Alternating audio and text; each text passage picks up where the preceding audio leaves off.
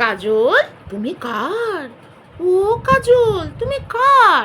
এই যা ক্রেডিট তুমি কার, ক্রেডিট তুমি কার, এইটা বলতে চেয়েছিলাম কিন্তু বলে ফেললাম কাজল কাজল কাজল। ওই হয় না, এত শুনছি কাজল কাজল কাজল কাজল, একটা ওয়ার্ড না মাথায় বসে গেছে, কাজল কাজল। এই দেখো ভিডিও করছে কাজল নিয়ে বসেছি, কাজল। হ্যাঁ, তো যাই হোক, বলতে চাইছি ক্রেডিট, ক্রেডিট তুমি কার, ক্রেডিট তুমি কার। কেন বলছি এই কথাটা, তোমরা ভাবছো হঠাৎ কোয়েলদি কেন বলছে ক্রেডিট তুমি কার? যাই হোক, বলছি এবার একটু ইন্ট্রোটা দিয়ে নি। হ্যাঁ, hello everyone, welcome back to my channel life of K. আমি কোয়েল। তো ক্রেডিটের প্রশ্ন আসলো, ক্রেডিট কি অবস্থা দেখো ভিউয়ার্সরা, তোমরা দেখো কি অবস্থা।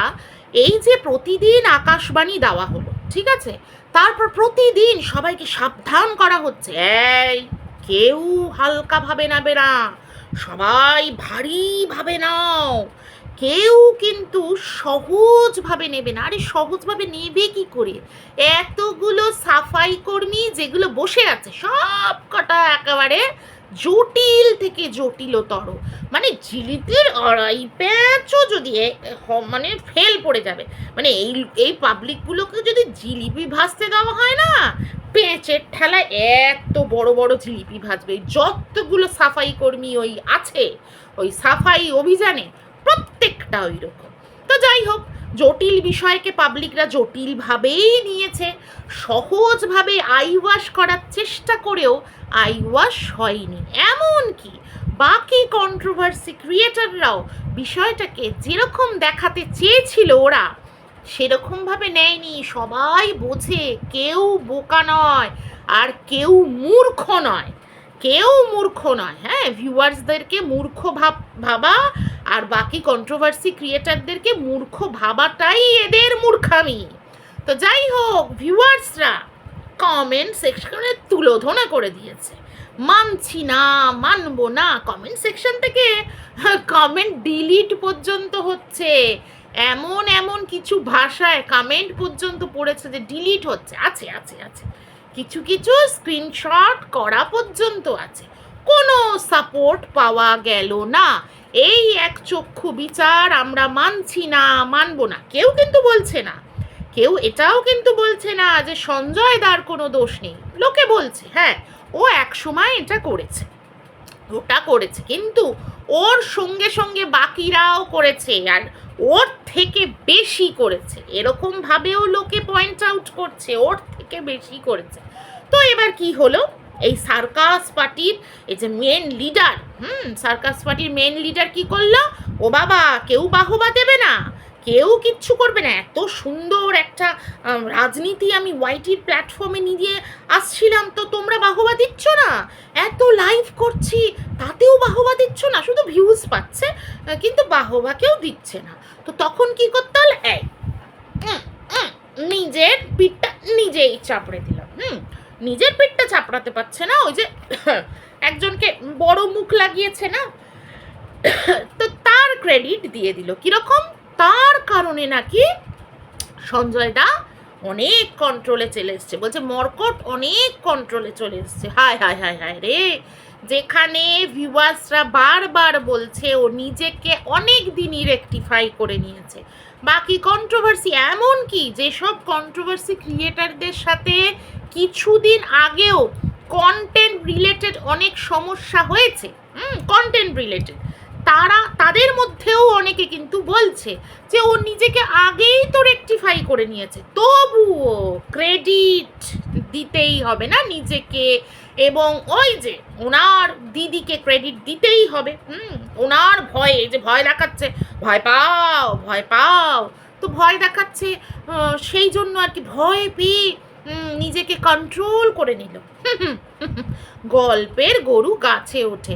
যদি কেউ নিজেকে রেকটিফাই করে থাকে তাহলে সেটা করেছে নিজের বিবেক দংশনে, নিজের ভালোবাসার ভিউয়ার্সদের জন্য, কমিউনিটি গাইডলাইন্সের জন্য, নিজের পরিবারের জন্য, এবং পরিবারের বাইরে হয়তো ওয়াইটির প্ল্যাটফর্মে কিছু ওয়েল উইশারের বোঝানোর জন্য।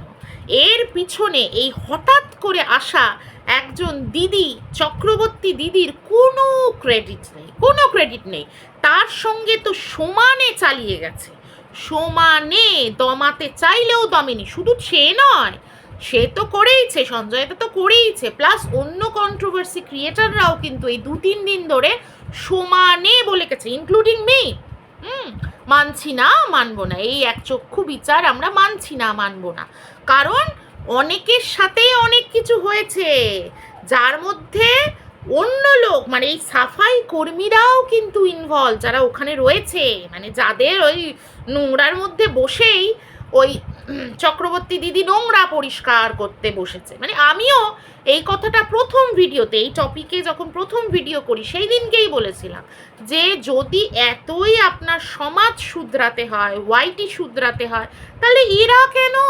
আপনি নিজে একটা, আপনার তো একটা চ্যানেল আছে, আপনি নিজের চ্যানেল থেকে দিন না বার্তা, নিজের চ্যানেল থেকে অ্যাক্টিভ হন, নিজের চ্যানেল থেকে বলুন, পাবলিক সেগুলো সত্যিই নিত, কিন্তু নিরপেক্ষ বিচার হয়নি। এখানে একটা পার্সোনাল ইন্টেনশন কাজ করেছে, কোনো রিভেঞ্জ ফুল, মানে একটা মাইন্ড এইটার পিছনে ছিল, কিন্তু পাবলিক সেটা নেয়নি। হাস্যকর ব্যাপার, নাকি যারা নাকি অনেক কিছু মানে এই অ্যাকশন নিয়েছে, তারা মানে অ্যাকশন নিয়েছে কিন্তু চুপি চুপি অ্যাকশন নিয়েছে। সবাই তো আবার ফটোতে আসে না।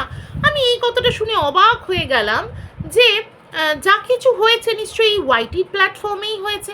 তো ওয়াইটির প্ল্যাটফর্মে কার সাথে কি হয়েছে না হয়েছে এই 2-3 বছরে তো সবাই সেটা জানে। তো এরা ভাই কারা যে তারা মানে এইরকম অবস্থা, তারা মানে অ্যাকশন তো নিচ্ছে কিন্তু আবার চুপি চুপি নিচ্ছে। ভারী অদ্ভুত বিষয় তো এটাও, মানে ডাউট লাগছে আমার।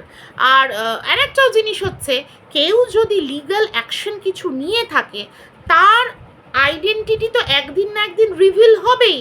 তাহলে এত লুকিয়ে রাখার মানেটা কি হলো? মানে বুঝলাম না এটা কি ঠিক বলতে চাইছে। ভীষণ কনফিউজ আমরা, ওরে বাবা রে বাবা, ভীষণ কনফিউজ।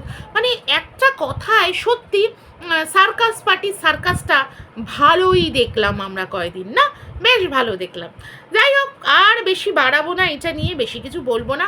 খুব হাসি পাচ্ছে, এই কাজলটা ঘেটে গেছে না, দেখো এত ভালো ব্র্যান্ডের কাজল ইউজ করি, তাও কাজলটা ঘেটে যায়, ভাল লাগে না, ইস। যাই হোক, তোমরা সবাই ভালো থেকো, সুস্থ থেকো। আবার আসছি একটা নতুন ভিডিও নিয়ে। টাটা।